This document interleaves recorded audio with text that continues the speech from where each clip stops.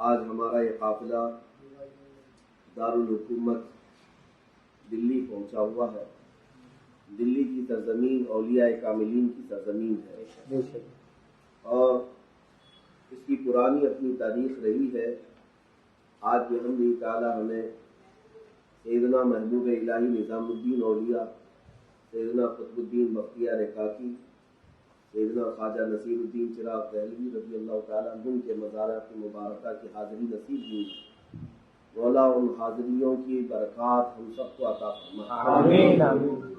آج شعبان المعظم کی دوسری تاریخ لگ چکی ہے اور اس تاریخ کو نسبت ہے امام اعظم ابو حنیفہ رضی اللہ تعالیٰ عنہ۔ آج یہ اتفاق کی بات ہے کہ ہمارا آج کا یہاں پر کوئی اس طرح کا پروگرام نہیں تھا، مگر عزیزم حماد سلمہ نے بڑی محبتوں کے ساتھ ہمیں یہاں پر مدعو کیا۔ میں ان کا شکر گزار ہوں کہ آپ نے یہاں پر ایک محفل قائم کر لی۔ بس یہ ہے کہ اللہ تبارک و تعالیٰ جس سے جہاں چاہتا ہے وہ اپنی ذکر کرواتا ہے۔ ویسے تو یہ ہال دوسرے ایونٹس کے لیے زیادہ استعمال ہوتا ہوگا، مگر آج امام اعظم ابو حنیفہ رضی اللہ تعالیٰ عنہ کا عرص مبارک ہے اور ہمارا گزر یہاں سے ہو رہا ہے، تو میں نے سوچا کہ آج کی یہ شب کیوں نہ ہم اپنے امام کی بارگاہ میں خراج آج کی یہ محفل امام اعظم ابو حنیفہ کے نام سے ہم موسوم کرتے ہیں ہمارے سفر کے درمیان کی۔ کون ہے وہ سراج الامہ حبر الامہ سیدی نعمان بن ثابت ابو حنیفہ رضی اللہ تعالیٰ عنہ، جن کے کروڑوں مسلمان اقتدا کرتے آئے اور اب بھی کر رہے ہیں۔ تقریباً پون دنیا امام اعظم ابو حنیفہ کی تقلید کرتی ہے اور ان کے مرتب کیے ہوئے فقہ کو پوری دنیا میں مقبولیت حاصل ہے۔ یوں سمجھ لے کہ تقریباً 80 لاکھ مسائل کا حل انہوں نے زندگی میں پیش کیا۔ یہ اصول و فروع سب چیزیں ملا کر کے میں کہتا ہوں کہ اصول کو جنہوں نے تفریح کی وہ مسائل پھیلتے گئے، یہاں تک کہ آج بھی اتنے سال گزر جانے کے بعد 13 صدیاں گزرنے کے بعد بھی فقہاء اکرام کو جب کبھی کوئی نیا مسئلہ پیش آتا ہے تو وہ امام اعظم ابو حنیفہ کی کتابوں میں دیکھتے ہیں اور کوئی نہ کوئی جزیہ ایسا مل جاتا ہے جس پر نئے مسائل کو حل کر لیا جاتا ہے۔ اللہ تبارک و تعالیٰ نے ایک بہت بڑا اعزاز اس امام اعظم ابو حنیفہ کو عطا کیا۔ اسی سے اندازہ لگائیں کہ امام شافعی رحمۃ اللہ تعالیٰ علیہ فرماتے ہیں کہ پوری دنیا کی عقل ایک جگہ رکھ دی جائے اور امام اعظم ابو حنیفہ کی عقل ایک جگہ ہے۔ امام شافعی فرماتے ہیں پلے میں اگر تولا جائے ترازو میں تب بھی امام اعظم ابو حنیفہ کی عقل بھاری ہو۔ جہاں سارے دنیا کی عقلوں کو تول دیا جائے تو پھر وہ اللہ تعالیٰ نے کیسا ان کو مقام عطا کیا تھا، کیسی عقل عطا فرمائی تھی۔ عزیزان گرامی، امام اعظم ابو حنیفہ رحمۃ اللہ تعالیٰ علیہ جہاں علم کے بادشاہ تھے، وہیں عمل و تقویٰ کے میدان میں آپ کا ثانی نظر نہیں آتا۔ آپ کے زمانے کے مشائخ کہتے ہیں کہ ہمارے دور میں اگر ہم نے سب سے زیادہ متقی اور پرہیزگار کسی کو دیکھا ہے تو صرف امام اعظم ابو حنیفہ۔ رمضان المبارکہ میں 61 قرآن ختم کرتے ہیں، دن میں ایک قرآن اور پوری رات میں ایک قرآن، اور کنٹینیو تراویح میں پورے رمضان کی ایک ختم قرآن۔ 30 روزے ہوتے تھے تو 61 قرآن ان کے ایک رمضان میں ختم ہوتے۔ وہ کیسے کثرت سے تلاوت کرنے والے، اور اس کے علاوہ تقریباً 30 سال آپ نے عشاء کی وضو سے فجر کی نماز گزاری، راتوں کو سویا ہی نہیں۔ امام اعظم ابو حنیفہ رحمۃ اللہ تعالیٰ علیہ جب رات کو کھڑے ہوتے تھے تو اس طرح عبادت گزار آپ تھے کہ آپ کا پڑوسی ایک یہودی تھا۔ آپ کے انتقال کے بعد اس یہودی کا بیٹا اپنے باپ سے پوچھتا ہے کہ پڑوس گھر میں ایک کھمبا رہتا تھا، وہ کہاں گر گیا؟ تو اس کے باپ نے کہا کہ بیٹا وہ کھمبا نہیں، وہ ستون نہیں، وہ مسلمانوں کا امام ابو حنیفہ تھا۔ جو رات بھر اپنے مولا کی بارگاہ میں کھڑا رہتا تھا تو حرکت تک نہیں کرتا، اس طرح عبادت میں پوری رات گزار دیتے۔ میرے عزیزوں، آپ کو اگر میں تھوڑی سی بات عرض کروں، تھوڑا سا کیلکولیشن کے لیے، پھر میں بتاتا ہوں کہ امام اعظم ابو حنیفہ رحمۃ اللہ تعالیٰ علیہ کا مقام کیا ہے۔ ان کی زندگی پاک پوری مسائل کے حل میں گزری۔ تقریباً آپ کو رسول کریم صلی اللہ تعالیٰ علیہ وسلم کی 5 لاکھ حدیثیں یاد تھیں۔ جس کو 40 حدیثیں یاد ہو، حضور پاک صلی اللہ علیہ وسلم کی بشارت ہے اس کے لیے کہ اس کے لیے حضور کی شفاعت ہے۔ اور امام اعظم ابو حنیفہ کو 5 لاکھ حدیثیں یاد تھیں۔ اور اتنا ہی نہیں، ان کے شاگردوں میں 1000 شاگرد ایسے ہیں جو اپنے وقت کے محدث اور فقیہ ہیں۔ فقہاء اکرام اور محدثین کی ایک جماعت جس میں 1000 کے قریب جن کو پڑھایا آپ نے امام اعظم ابو حنیفہ نے۔ وقت کے قاضی القضاء چیف جسٹس امام ابو یوسف امام اعظم ابو حنیفہ کے شاگرد، امام محمد بن حسن شیبانی جنہوں نے فقہ کی تدوین کی وہ امام اعظم ابو حنیفہ کے شاگرد، حتیٰ کہ امام بخاری جو قرآن کے بعد سب سے صحیح کتاب روئے زمین پر جس کو ہم مانتے ہیں، امام بخاری بھی جو ہے امام اعظم ابو حنیفہ کے پوتے شاگردوں میں آتے ہیں۔ امام اعظم کے شاگردوں کے شاگرد میں امام بخاری کا مقام ہے۔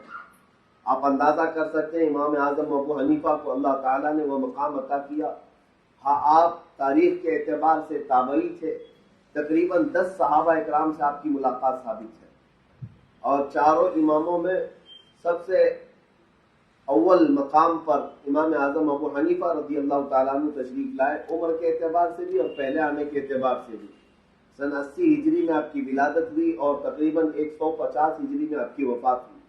70 سال کی عمر، اور تاریخ ولادت میں اور بھی دیگر روایات ملتی ہیں۔ بہرحال میں کبھی یہ سوچتا ہوں کہ آپ نے 17 سال کی عمر کے بعد علم دین کی طرف رغبت کی۔ اس سے پہلے وہ ایک بڑے تاجر تھے اور تجارت میں مشغول بھی رہتے، اور اپنے زمانے کے ایک مشہور تابعی ہیں امام شافعی رحمۃ اللہ تعالیٰ علیہ، ان کی نگاہ ان پر پڑی تو انہوں نے کہا ابو حنیف یعنی نعمان بن ثابت آپ کا نام ہے کہ تم یہ تمام چیزیں چھوڑ دو، رسول اللہ کے دین کی ترویج و اشاعت میں لگ جاؤ، رسول اللہ کی حدیثوں کی خدمت میں لگ جاؤ۔ اس کے بعد امام اعظم جو لگے اپنی آخری زندگی تک، آخری سانس تک ان خدمات میں لگے رہے۔ اب میں ایک آپ کو بات بتاتا ہوں، 1000 شاگرد جس نے پیدا کی، رات بھر کھڑے ہو کر کے عبادت کرنے والا امام، رات بھر، لیکن اس کے باوجود ایک روایت یہ ملتی ہے کہ جس بغداد مقدس میں آپ کا مزار ہے، جہاں پر حجرہ ہم حاضر ہوئے الحمدللہ کئی مرتبہ، اس حجرے میں آپ نے 7000 ختم قرآن کی۔ 7000 ختم قرآن بولنے میں آسان ہے، تھوڑا سا میں آپ کو کیلکولیشن کر کے بتا دوں، حساب کر کہ اگر کوئی قرآن ختم کرتا ہے کم سے کم 3 دن، اگر 10 پارے دن میں پڑھے گا تو 3 دن میں ختم قرآن ہوگا۔ یہ زیادہ فاسٹ پڑھنے والے بھی 3 دن میں ختم قرآن کرتے ہیں، تو 3 دن میں اگر کوئی ختم قرآن کرتا ہے تو 1 مہینے میں کتنے ختم ہوئے؟ اس کے کتنے ہوئے؟ 10 ختم قرآن 1 مہینے میں ہوئے۔ سال میں کتنے ہوئے؟ 120۔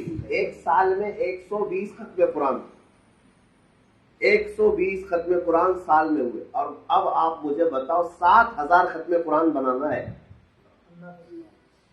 کتنے سال لگے ہوں گے؟ کیلکولیٹ کر کے بعد آپ کو بعد میں اندازہ ہوگا۔ سال میں 120 ختم قرآن ہوتے ہیں تو 1000 یا تقریباً سمجھ لو 1200 ختم قرآن کرنے کے لیے 10 سال لگے گے، ٹھیک ہے؟ 1200 ختم قرآن کرنے کے لیے 10 سال لگیں گے۔ اب 1200 کو اگر میں 6000 تک کرتا ہوں، 12 تب تقریباً کتنے ہو جاتے ہیں؟ 50 سال، یعنی 6000 ختم قرآن کے لیے 50 سال چاہیے، اور وہ بھی کب؟ جب 3 دن میں ایک ختم قرآن کرتا ہوں، بلا ناغہ کرتا ہوں، ایک دن میں اگر مس ہوا تو حساب چوک جائے گا۔ 6000 ختم قرآن کے لیے 50 साल लग गए और 10 साल बढ़ा लें ताकि 7,000 हो जाए, यानी कितने साल हुए? 60 साल। उम्र आपकी 70 साल की, उम्र आपकी 70 साल की, और 60 साल लगेंगे अगर किसी को 7,000 खत्म कुरान करना हो, वो भी 3 दिन में एक खत्म कुरान करेगा तब। मैं सोच करके हैरत में रह गया कि आखिर ये रात भर इबादत करते थे, दिन में तलबा को पढ़ाते भी थे, तिजारत भी करते थे और खत्म कुरान भी होता था।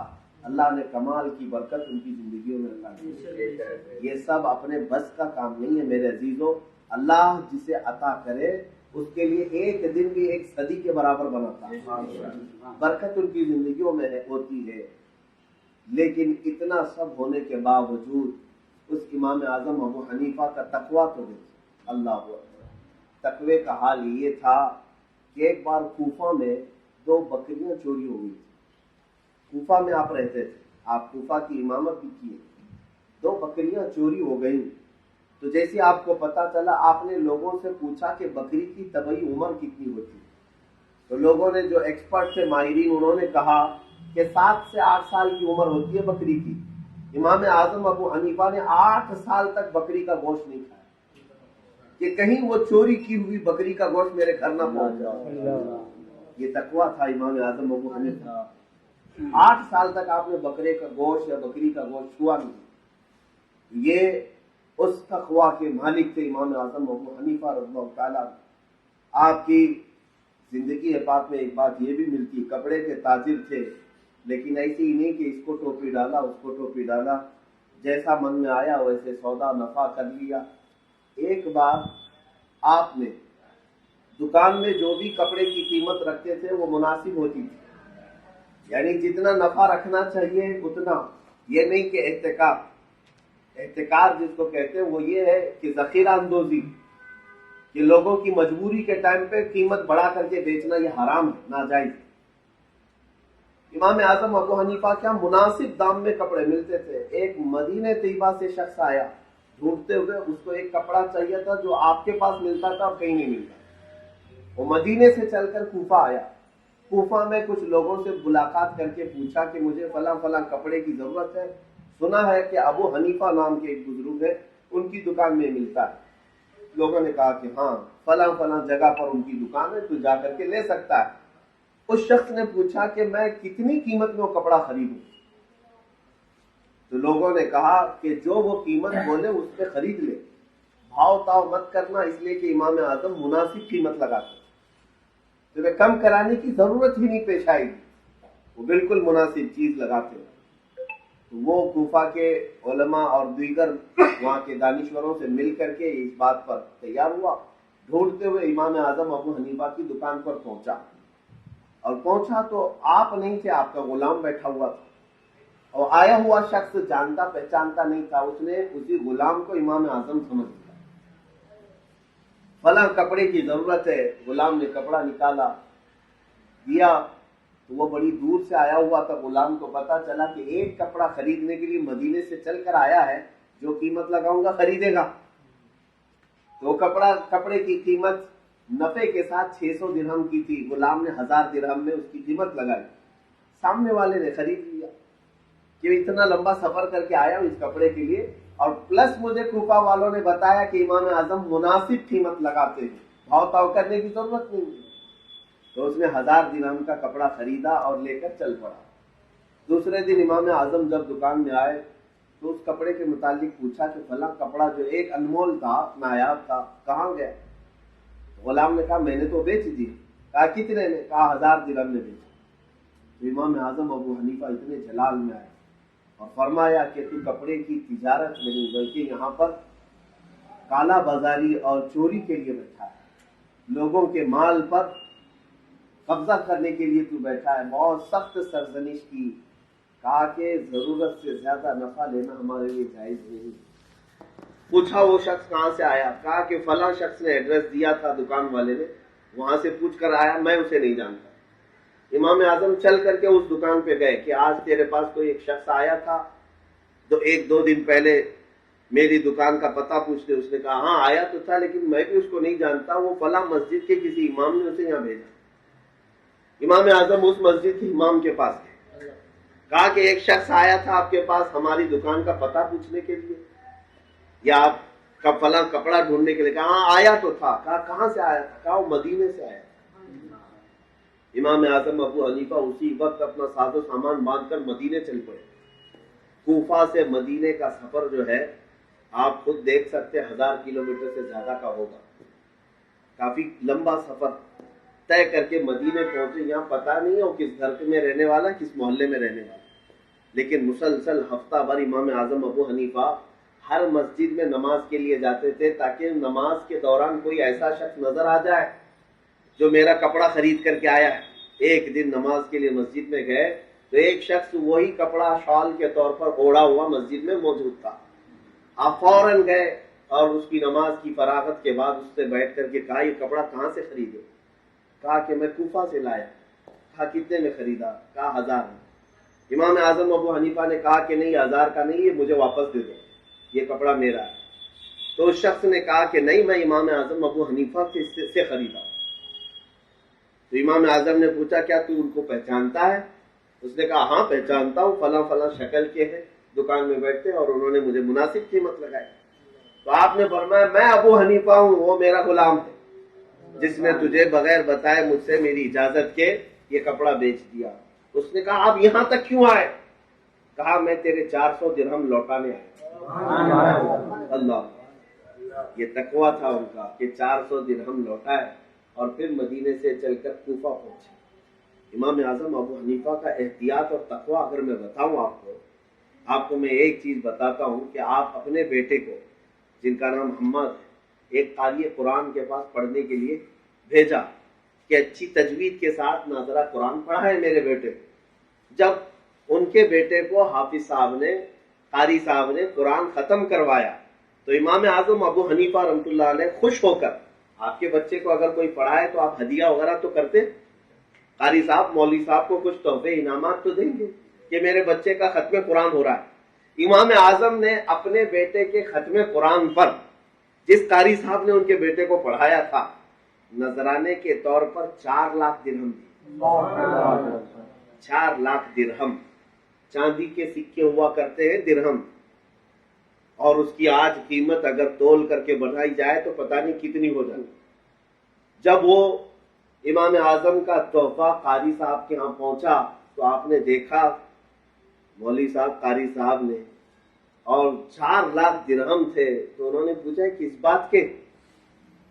تو کہا کہ امام اعظم ابو حنیفہ غلام نے کہا کہ آپ نے ان کے بیٹے کا ختم قرآن کرایا، ناظرہ آپ کو ہدیہ کے طور پر امام اعظم نے بھیجا. تو اس نے کہا کہ یہ تو بہت زیادہ ہے، میں نے تو قرآن ہی پڑھایا ہے. تو غلام نے آ کر کے کہا کہ حضور قاری صاحب نے ایسا کہا. امام اعظم ابو حنیفہ نے کہا اپنے بیٹے کو کل سے اس قاری کے پاس پڑھنے نہ جایا. کہا کیوں؟ کہا جس نے میرے 4 لاکھ درہم کو قرآن سے بڑھ کر سمجھا میں اس کے پاس اپنا بیٹا نہیں پڑھا سکتا. اس کی نظر میں 4 لاکھ درہم کی قیمت زیادہ ہے، جبکہ اس نے جو پڑھایا اس کلام مقدسہ کے ایک حرف کی قیمت بھی میں نہیں ادا کر سکتا. یہ کمال کا تقویٰ، کمال کا ادب، ہر چیز امام اعظم ابو حنیفہ کی ایک زندگی میں ملتی ہے. میرے عزیزو، مسائل کا حل تو ایسا تھا جیسے چٹکیوں میں حل کرتے. کسی کے بھی ایک دہریہ تھا، ہمیشہ وہ کہتا خدا ہے ہی نہیں، خدا ہے ہی نہیں. تو ایک بار آپ نے اس کو مجلس میں بٹھایا اور کہا میں ایک سفر پر تھا، سمندر کے سفر پر تھا، میں ساحل پر کھڑا تھا، دیکھا ایک کشتی چلی. کشتی اپنے آپ سامان کو لوڈ کرتی ہے اور چل پڑتی ہے. بیچ میں ایک جگہ اسٹیشن آتا ہے، سامان خود ہی اتارتی ہے پھر چلتی ہے. نہ اس میں ملاح ہے، نہ کشتی باندھ ہے، نہ کوئی اس میں ہیلپر ہے، نہ مزدور ہے. کشتی خود سے کرتی ہے. یہ آٹومیٹک کشتیوں کا زمانہ نہیں ہے. جب امام اعظم فرما رہے ہیں یہ کوئی ٹیکنالوجی کا دور نہیں ہے، تو سامنے سنتا ہوا وہ دہریہ ہنس پڑا اور کہا آج امام اعظم کی عقل کو کیا ہو گیا، کون سے قصے سنا رہے. کشتی خود سے سامان لاد رہی ہے اپنے آپ پر اور خود ہی انلوڈ بھی کر رہی ہے، یہ کیسے ہو سکتا ہے؟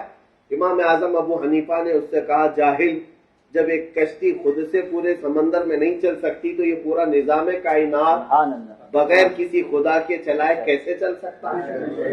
دہریہ اسے کہتے ہیں جو ایتھسٹ ہے، کہتے کوئی خدا ہی نہیں ہے، کوئی خدا ہی نہیں ہے اور کوئی دین ہی نہیں ہے. وہ ان لوگوں کے رد میں امام اعظم ابو حنیفہ رحمۃ اللہ تعالی علیہ نے یہ جواب ارشاد فرمایا تھا.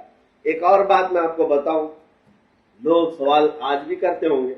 ان کے زمانے میں کچھ عورتیں آئیں اور کہا کہ امام صاحب اسلام میں مرد تو 4 عورتیں کر سکتا ہے، عورت کیوں نہیں کر سکتی؟ عورت کو برابری دینی چاہیے. مرد 4 بیویاں کر سکتا ہے، عورت کو بھی اتنی اجازت کیوں نہیں ہے؟ امام اعظم ابو حنیفہ رحمۃ اللہ علیہ نے فرمایا ٹھیک ہے، اس کا جواب دیں گے. جو عورتیں آئی تھی ان سے کہا کہ ایک کٹوری میں تم سب اپنا اپنا دودھ جو ہو سکتا ہے وہ لاؤ، یا جس کا بھی دودھ تھا آپ نے منگوایا کہ ایک کٹوری میں مجھے سب کا دودھ چاہیے. تو ان لوگ ان سے جس کا دودھ بن پڑا یا جو دودھ تھا، عورتوں نے اپنا اپنا دودھ اس کٹوری میں جمع کر کے امام اعظم کو دے دیا. امام اعظم نے لیا، تھوڑی دیر دیکھا اور کہا ٹھیک ہے کام ہو گیا، اپنا اپنا دودھ اس میں سے نکال لو. اپنا اپنا دودھ جو اس میں ہے کٹوری میں وہ اتنا نکال لو. عورتیں کہنے لگی کہ یہ دودھ جب مکس ہوا، میرا کس کا، میرا کون سا دودھ، اس کا کون سا دودھ، سب تو سفید ہے، اس سے کوئی نکال سکتا ہے بھلا؟ امام اعظم نے کہا یہی حکمت اسلام کی ہے. ایک عورت اگر 4 مردوں سے نکاح کرے تو بچہ کس کا ہو سکتا ہے؟ ایک جگہ اگر سب کا نطفہ جمع ہو رہا ہو تو باپ کون ہوگا بچے کا؟ اور اسلام نسب کی حفاظت کرتا ہے.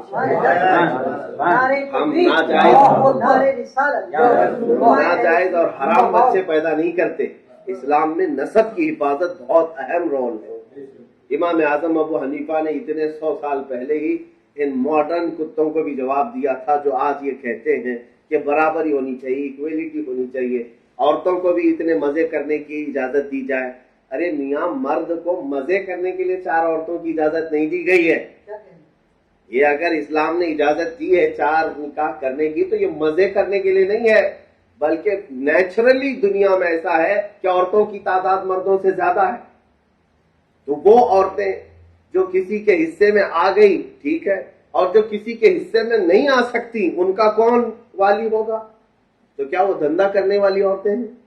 کیا وہ اپنی پوری زندگی کسی مرد کے ساتھ زندگی نہیں بتا سکتی؟ اسلام کی یہ حکمت ہے، نیچرلی عورتوں کی جو تعداد زیادہ ہے تاکہ مرد حضرات ہر عورت کے والی بن سکیں اور ان کو سکون کا گھر دے سکیں، مزہ کرنے کے لیے نہیں ہے. ہاں، یہ صرف اور صرف آج کے زمانے کے یہ نعرے ہیں کہ ہم جو ہے عورتوں کو برابری دینا چاہتے ہیں، ایکویلٹی کی بات کرتے ہیں. خاک برابر، عورت کو ننگا کر کے بے حیا جانور کی طرح لا کر اور اس کو گھورتے ہوئے دیکھتے ہیں، یہی عورت کو سمان دینے کی بات یا عورتوں کی عزت کی بات ہے؟ اگر ان کو اتنی برابری کی بات ہے تو ہم ان سے کہتے ہیں کہ ٹھیک ہے ہر کام میں برابری کر لیں. عورتیں بہت ساری چیزوں میں کمزور ہیں بیچاری، آپ برابری کر لو. شادی ہونے کے بعد 1 سال بچہ اس سے ہو، 1 سال آپ سے ہو جائے. ارے بھائی، درد زہ خالی عورت ہی کیوں برداشت کرے گی؟ ڈیلیوری کی تکلیفیں عورت ہی کیوں برداشت کرے؟ آپ بھی کرو تھوڑا. یہ نہیں ہو سکتا. عورت کی ساخت اللہ نے الگ بنائی ہے، اس کی ذمہ داریاں الگ ہیں. کچھ چیزیں ایسی ہیں جو اس کی خصوصیات ہیں، اس کی اسپیشلٹی ہے، اور کچھ چیزیں ہیں وہ مرد کی خصوصیات ہیں، اور اسی میں کائنات کی بھلائی ہے. اور اسلام نے برابر دونوں کو پٹری پر رکھا ہے. بہرحال امام اعظم ابو حنیفہ رضی اللہ تعالیٰ عنہ نے اس طرح کے بہت سارے جو مسائل تھے ان کا چٹکیوں میں حل کیا ہے. وقت ہوتا تو بہت سارے میں آپ کے سامنے وہ مسائل یا پھر وہ نمونے آپ کے سامنے رکھتا، لیکن چیزہ آپ کی سیرت کو میں نے آپ کے سامنے رکھا ہے. عشق رسول کا حال یہ تھا، بارگاہ رسول کے ادب. مدینہ طیبہ جب جاتے تھے تو 3 دن سے زیادہ ٹھہرتے نہیں، باہر چلے جاتے تھے. لوگ کہتے کہ لوگ فرصت لے کر مدینے میں آتے ہیں اور آپ 3 دن میں بھاگ جاتے. ہر بار یہی ہوتا تھا. کیا اتنے بھی ضروری کام ہیں دنیاوی کہ آپ مدینے میں 3 دن سے زیادہ ٹھہرتے نہیں؟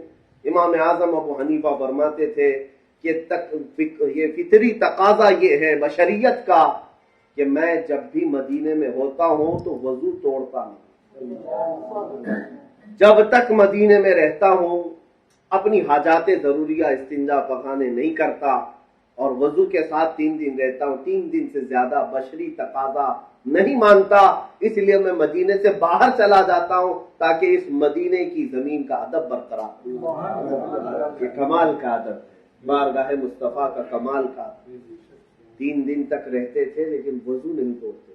میرے عزیزوں, امام اعظم ابو حنیفہ رحمۃ اللہ تعالیٰ علیہ کمال کا ادب, یہ بھی حضور اکرم صلی اللہ تعالیٰ علیہ وسلم سے لگاؤ اتنا تھا, عشق اتنا تھا کہ اسی سے آپ اندازہ کریں کہ ایک بار آپ نے نعت لکھی حضور کی شان, یا سید السادات جئتک قاصدا ارجو رضاک واحتمی بحماک.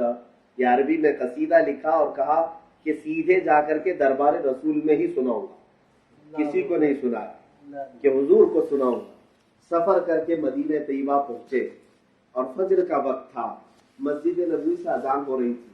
سوچا وضو کر کے مسجد میں جاؤں, نماز پڑھ کر کے جب دربار کی حاضری ہوگی تو رسول پاک صلی اللہ علیہ وسلم کے روضے کے پاس میں اپنی لکھی ہوئی نعت سناؤں.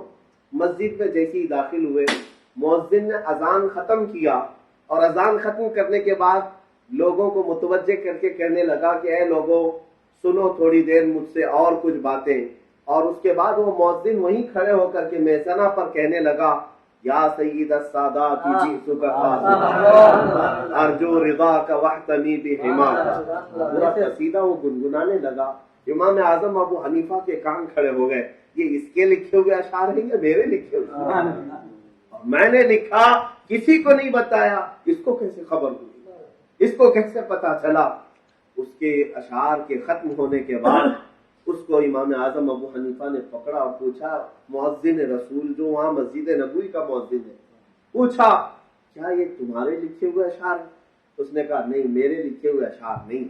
کہا کس کے ہیں؟ کہا یہ بھی پتہ نہیں. کس کے ہیں یہ پتہ نہیں. کہا تمہیں یاد کیسے ہو گئے؟ کہا کل رات میرا نصیبہ چاہ تھا, میں رات کو سویا تھا, خواب میں میرے آقا تشریف لائے, رسول کریم صلی اللہ تعالیٰ علیہ وسلم محفل میں موجود تھے, میں نے رسول پاک کی زبان سے یہ کلمات سنا. حضور گنگنا رہے تھے یا آپ کے دربار میں کوئی گنگنا رہا تھا. امام اعظم اتنا سنتے ہی غش کھا کر گر پڑے, بے ہوش ہو کر گر پڑے. کہا ابو حنیفہ کا یہ مقام ہے حضور کی بارگاہ, یہ لکھا ہوا کلام پیش کرنے سے پہلے وہ سرور انبیاء خود ہی مجھے وہ کلام سنائے. اس کے بعد دربار میں حاضری دیتے ہیں, ادب سے کہتے ہیں السلام علیکم یا رسول اللہ, اے اللہ کے رسول آپ پر سلامتی ہو. حاضرین دربار کہتے ہیں قبر انور سے جواب آیا وعلیک السلام یا امام المسلمین, مجھ پر بھی سلامتی ہو اے مسلمانوں کے امام. جس کو میرے آقا نے امام کہا ہو یقیناً اسے امام ہونے کا حق ہی ہے, اور حق ہی ہے کہ آپ کے نام کے ساتھ امام جڑا ہوا ہے. لوگ نام کم جانتے ہیں لیکن امام زیادہ جانتے ہیں. ہمارا وہ امام ہے امام اعظم ابو حنیفہ. ہر حنفی کو چاہیے کہ اپنے امام اعظم ابو حنیفہ کی سیرت کو پڑھے اور ان کی تاریخ کو یاد کرے. یہ آج ان کے عرس کی تقریب تھی, میں بڑا شکر گزار ہوں حماد میاں کا, اللہ تعالیٰ سلامت رکھے اس جگہ کو. یہاں آئے اور یہاں پر امام اعظم کی سیرت بیان ہوئی اور ان کا عرس پاک بھی ہوا. آخری جو بات میں عرض کر رہا ہوں وہ یہ ہے, امام اعظم ابو حنیفہ کے بارے میں نے کیا کہا, 7,000 ختم قرآن اس جگہ پر کیے جہاں آپ دفن ہوئے. 1,000 سے زیادہ شاگرد پیدا کیے محدثین اور فقہاء, اور رات بھر کھڑے ہو کر کے عبادت کرتے تھے. 30 سال تک آپ نے عشاء کی وضو سے فجر کی نماز ادا کی. یہ آپ کے مقامات. اس کے باوجود اللہ اکبر, آپ کے شاگرد ہیں حضرت مصعب, وہ کہتے ہیں کہ ایک رات عشاء کی نماز میں امام اعظم ابو حنیفہ حاضر ہوئے. قاری قرآن امام جو ہے تلاوت کر رہا تھا اذا زلزلت الارض زلزالہا. جیسے ہی یہ سورہ تلاوت ہوئی امام اعظم اتنا رونے لگ گئے, اتنا. اس میں قیامت کا منظر بیان کیا گیا ہے, جب زمین تھر تھرائے گی جیسا اس کا تھر تھرانا رکھا ہے, وہ اپنے اندر کی ساری چیزیں نکال کر باہر کرے گی, جو کچھ اس کے پیٹ میں رکھا ہے زمین سب اگلے گی. اور پھر یہ قیامت کا منظر جو اس سورے میں ہے, یہ سنتے ہی امام اعظم ابو حنیفہ نماز کے بعد اتنا روئے کہ آپ کے داڑھی سے آنسوؤں کے قطرے گرنے لگے. آپ کے شاگرد حضرت مصعب کہتے ہیں آدھی رات گزر گئی، میں پھر آ کر مسجد میں دیکھا میرے استاد، میرے آقا، میرے مقتدی امام اعظم کو تو ہاتھ پھیلا کر کے 70 سال کی عمر کے قریب تھے، اللہ کی بارگاہ میں کیا کہہ رہے ہیں، اے مولا قیامت کے دن اگر ابو حنیفہ کی بخشش ہو گئی تو تعجب کی بات، اگر میری بخشش ہو گئی تو تعجب کی بات ہوگی، مجھ جیسا آدمی بخشے جانے کے قابل کہاں۔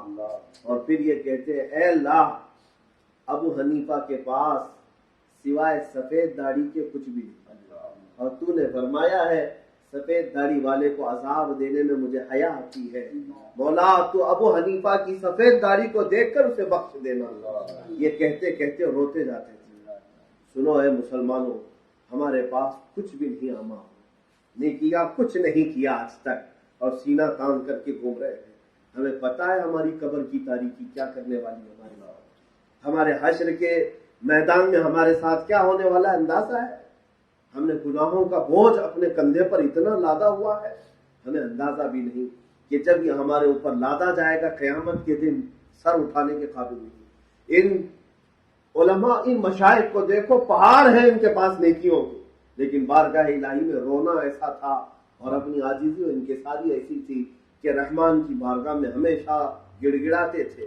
اس لیے ہمیں یہ چاہیے ہمارے امام کی اقتداء میں، چاہے تم کسی بھی مقام پر پہنچے ہو، بارگاہ مولا میں رونا مت چھوڑنا، اور اس سے ہمیشہ یہ کہنا کہ اے اللہ میں اپنی عبادتوں کے بل بوتے کچھ نہیں کر پاؤں گا، اور صرف اگر نیکیوں کی بات آئے گی تو قیامت کے دن میں نکل نہیں پاؤں گا یا کسی امتحان سے گزر نہیں پاؤں گا۔